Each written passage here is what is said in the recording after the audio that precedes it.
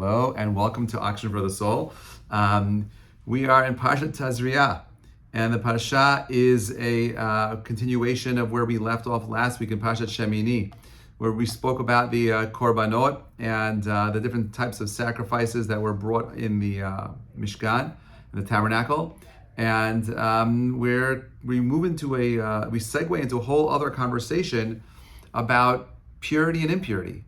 Now, we know that the word korban is often translated as sacrifice, also has the word karov in it. The purpose, the function of the sacrifice is to draw two people closer together.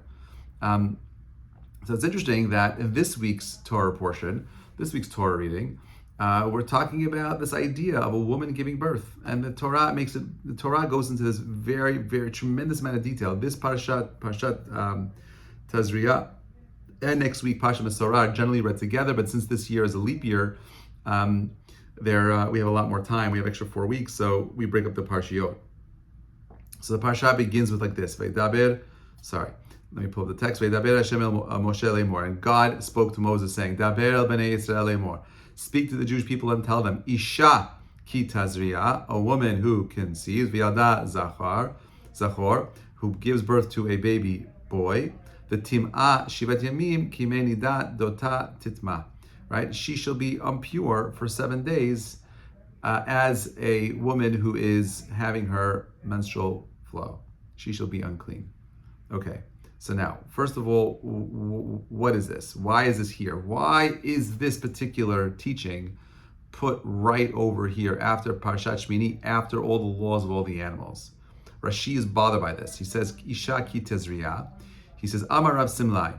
Rabbi Simlai said, Kishem sheyitzarto shel Adam achar kol behema chayav ha'of b'maaseh bereshit. Just like if you look at the book of Genesis, when God created the world, man was created on the last day. He was listed at the end. Kach toroto nitparsha achar torat behema chayav ha'of.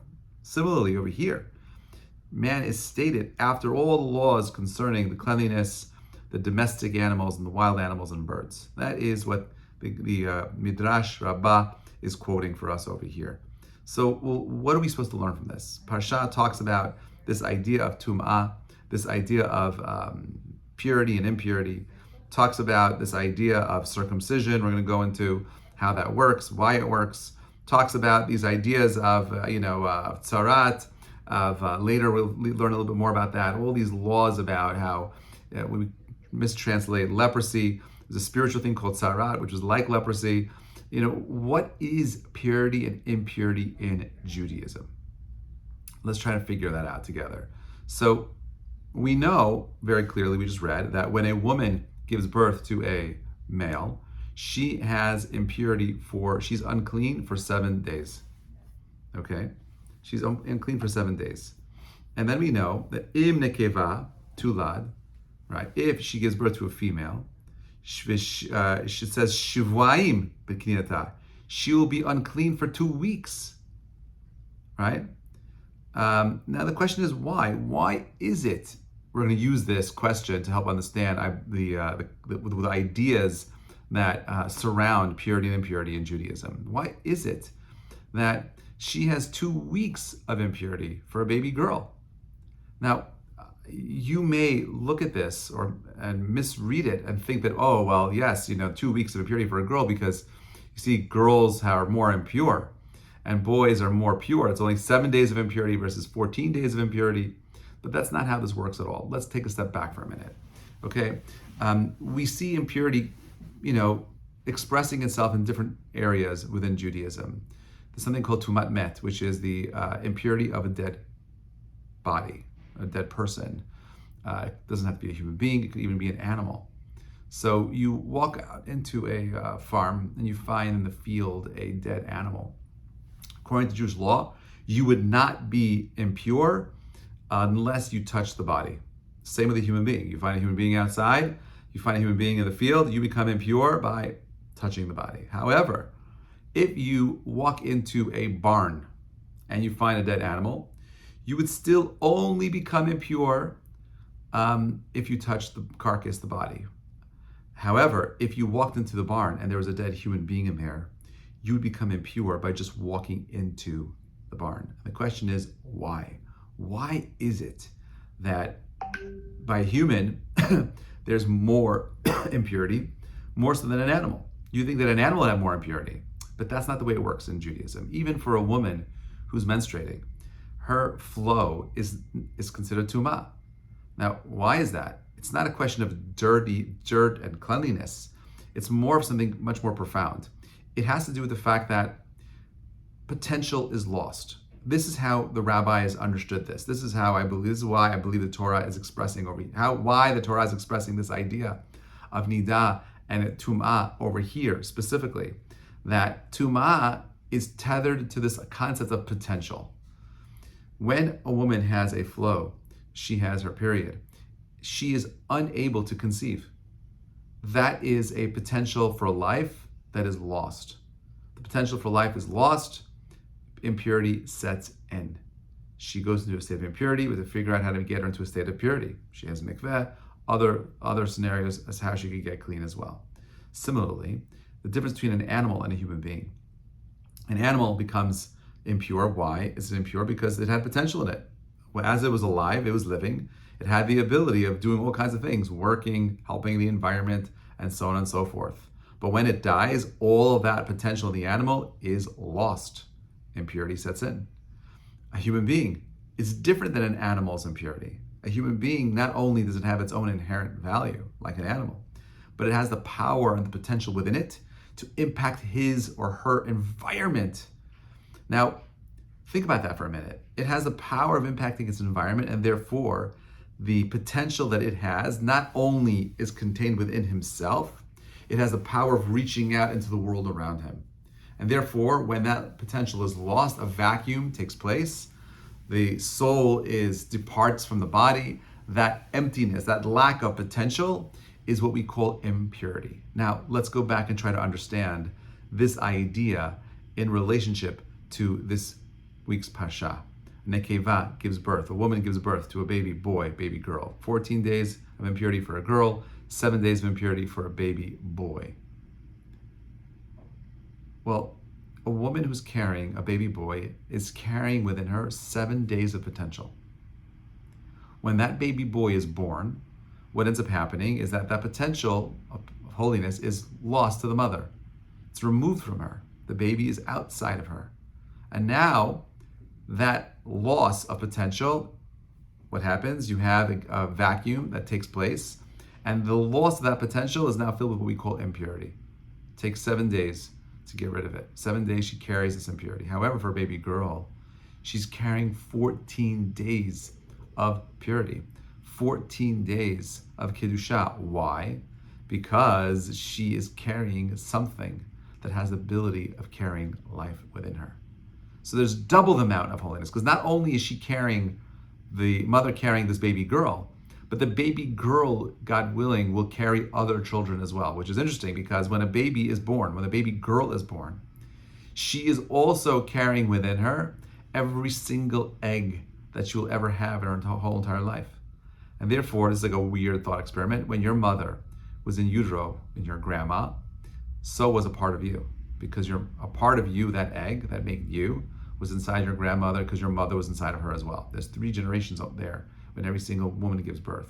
There's a double amount of holiness that is given to her, and therefore she has this extra time of extra period of impurity, because that impurity is lost, right? As that impurity is lost, she has to go through this cleansing process of just moving beyond that loss of potential, so she's able to get herself into a place of purity. Okay, now, so let's do this. Okay, so in a nutshell, what we're saying is that according to Judaism, women are significantly holier than men because they have higher levels of spirituality. They have more kedusha. They have more potential inside of them. They have more of ability of bringing more spirituality to the world. And therefore, when that woman is carrying a baby girl and that baby is removed from the mother, there is this loss. Okay, great. I think that is kind of clear. But what ends up happening over here is something a bit different. Let me explain. You see, we understand how nidah works, impurity works. We understand, circumcision and what it does. But there are some aspects of life that are super simple until you pause to think about them. And as soon as as soon as you've gone through that mental process of trying to clarify and understand more deeply what it is that you are thinking about, you'll find yourself with a deeper appreciation of the things, the phenomenon that is hidden underneath it. Now, so let's talk about this. Okay. Now, it's not an accident that we live in a generation of a tremendous amount of sexual tension. Okay, there's no question that the world that we live in is always selling some other type of gimmick that will give you happiness. It will give you some other type of simcha, right? And the question is, why is that? Okay, there was a move out of the office. They used to create male-female teams so that when they would execute tasks, that it would help them overcome the boredom factor, and they would be much more successful with their jobs because of the male-female sexual tension in that relationship. Okay, today, 80% of the songs that we listen to, the books that we read, the movies that we watch, okay, what we call entertainment, okay, they revolve around this one concept of sexuality, romance, love, and sex. Okay, you can't even sell soft drinks today without having some sort of a male-female being portrayed in a carefree situation with some kind of sexual undertones in the product. It's always going to be everywhere. And the question is, why is that? Why do we live in this world? Why is this? Why is this? By the way, there's no word for romance in the Torah. This is a Western idea. Okay, the word romance does not exist. So what were people doing? Okay, the dominant atmosphere of sexual tension is super, super mysterious. Okay, now if you think about it very practically for a minute, sex and romance don't take up a very high percentage of an average person's life. Okay, you spend much more time doing all kinds of activities all day, right? People are shopping, they're eating, they're sleeping, they're working, but if sex and romance were not such a dominant part of our practical world, why do they dominate so much of our fantasy life so heavily? Why are we so obsessed with these ideas? So if you think of it from a psychological perspective, there is a need that we have for sex in our culture. Okay, now the problem of the modern world is, you guessed it, boredom. People today are bored. Okay, all human tasks are super repetitive. After any kind of novelty wears off, we rapidly become bored. We don't want to do the task anymore. It's very difficult to do something and be productive when you're doing the same thing over and over and over again. Okay, now, it's obvious that life has to have a purpose. It's obvious that so much of the world that we live in has something unique as far as, providing meaning. So why do we today focus on this idea so much, right? Everyone needs a reason to get up in the morning. Everyone needs some type of motivation in the morning, some kind of stimulation. Only until recently, this is a very recent thing, where most human beings were always engaged in the struggle for what? For life, for survival. Okay, it was super difficult to give one, a family food or clothing and shelter. You were always fighting for it. But when physical survival is the question, boredom disappears. There is no boredom. The life force is so powerful within us that we automatically do things that we need to do in order to survive. And we don't worry about our activities. We don't worry about the things that become monotonous.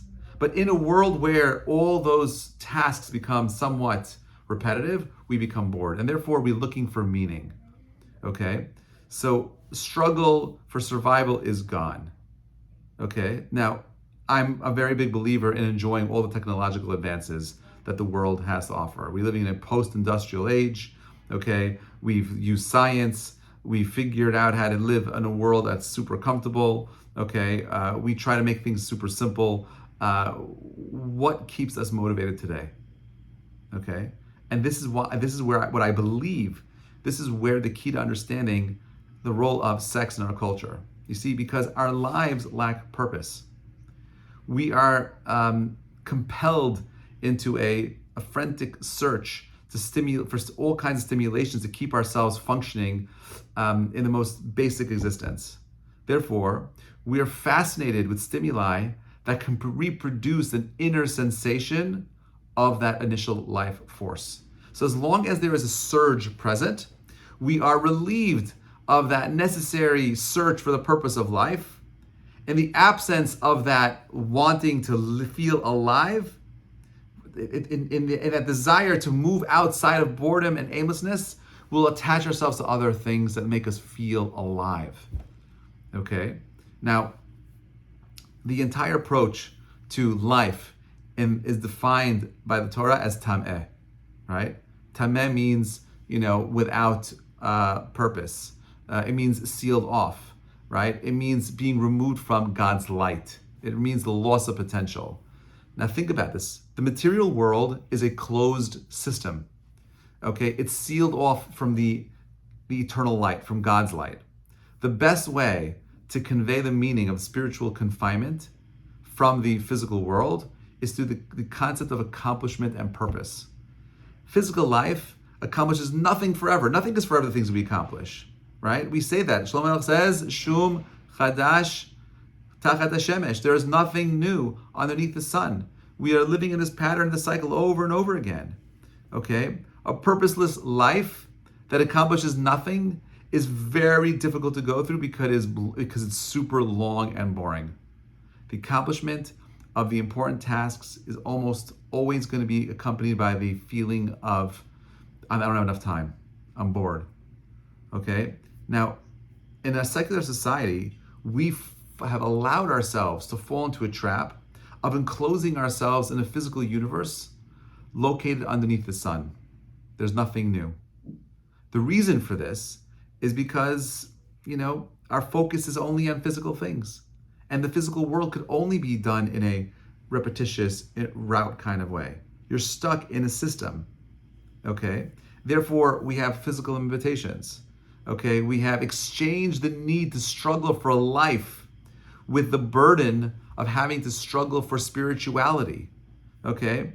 We now struggle with boredom and aimlessness. We live in a world where progress is defined by technology, technological advancement, societal advancement. There are no new horizons beyond the physical well-being. So we become bored with life and are forced to pursue all kinds of stimulation, all kinds of things to allow us to feel like we are living. We invent endless ways of stimulating ourselves with the aid of self-induced surges of life force. Now, so what am I getting at? The reason why our society is obsessed with sex and romance in all its forms in our culture is because we're struggling with boredom, right? And that, my friends, is a spiritual problem. We pursue the surge of life force. That pursuit is symbolically, it comes to express itself in our fantasies. Fantasy is a secular counterpart to spirituality. We don't believe in fantasizing. You have to have a vision for your future. But spirituality itself, right? Ruchniyut, as we call it, ruach, it's supposed to get us to be moved. It's supposed to allow us to experience the joy of every aspect of life.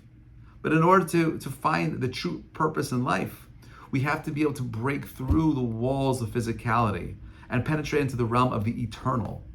And this is why the Torah was designed to give us this clear vision of this endless struggle for mere physical survival. Okay, we want to live in something much more profound.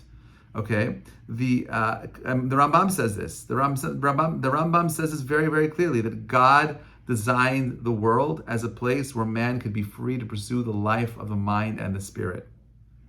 But then man sinned, and paradise was lost.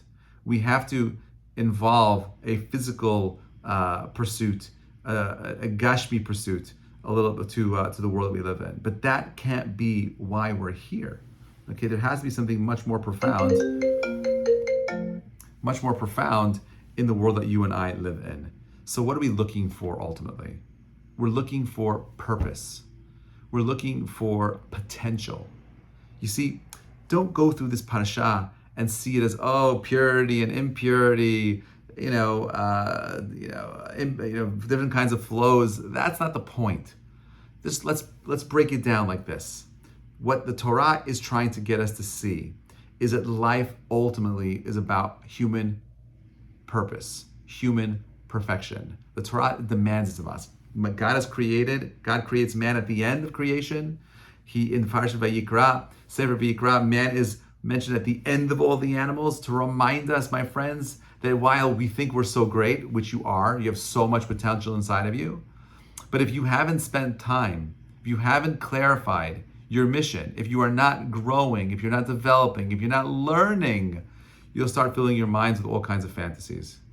Dimion, not going to bring you real happiness. It only brings you suffering. People that live in a world of fantasies don't live a life of reality. They don't find truth. They don't find simcha. You want to live a life of joy? You want to live a life of meaning? Stop thinking that the West is selling something that brings real joy and meaning. It doesn't. Whatever you're involved in is futile. Eventually you'll get bored. It'll catch up to you at some point. The people that are spending this time right now to develop themselves into caring, spiritual human beings, that are sensitizing themselves so they can give back to the world, they can reshape the world, they can use their potential to go out into the world and bring down Kedusha into the universe, those people will find simcha. It may not look like it.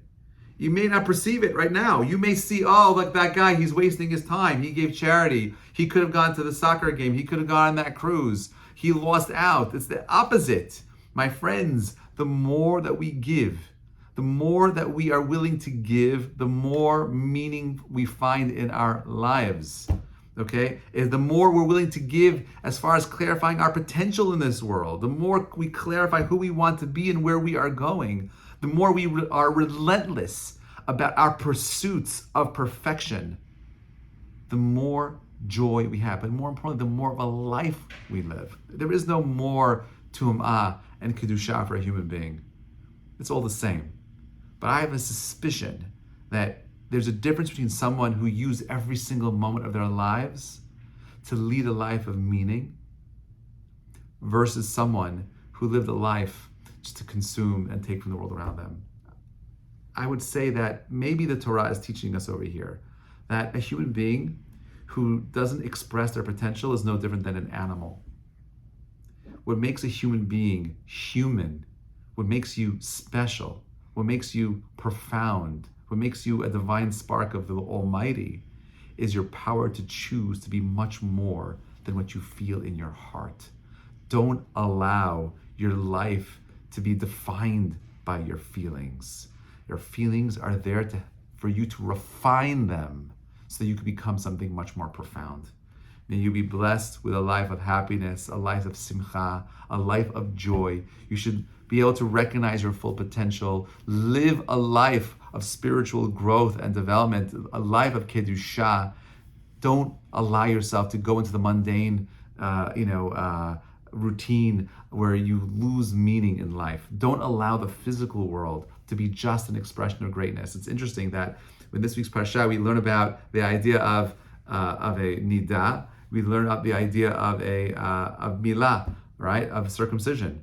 Shabbat is different than milah. The Midrash says that Shabbat and Brit Milah have a fight, and that the Shabbat comes down and says to the Brit Milah, I'm better than you.